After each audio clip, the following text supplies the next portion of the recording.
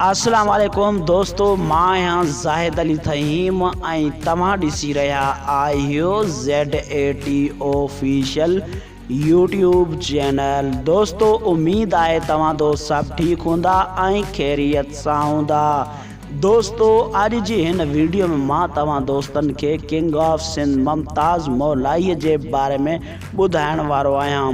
दोस्तों वीडियो शुरू करण खां पहिरियां तव्हां दोस्तन के एक नंढड़ी गुज़ारिश है, जे अगर तव्हां अञा ताईं मुझी वीडियो के लाइक ना कयो तो मुझी वीडियो के लाइक कयो, कमेंट कयो। जेकॾहिं तव्हां मुझे यूट्यूब चैनल ते पहिरियों दफ़ो आया आहियो तो मुझे यूट्यूब चैनल के सब्सक्राइब कयो।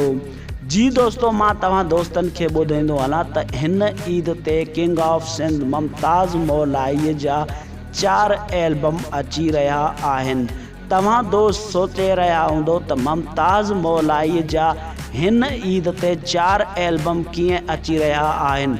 दोस्तों तव्हां इहो भी सोचे रहा हूंदो त मुमताज़ मौलाई जा 4 एल्बम अची रहा आहिनि त कहिड़ी कहिड़ी कंपनियुनि में अची रहा आहिनि, इहो भी मां तव्हांखे ॿुधाइण वारो आहियां।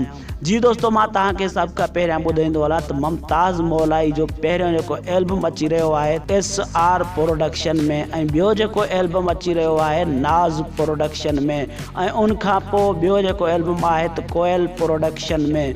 दोस्तों चौथों जेको एल्बम आहे उहो गज़ल एंटरप्राइज़र में एल्बम नंबर 112।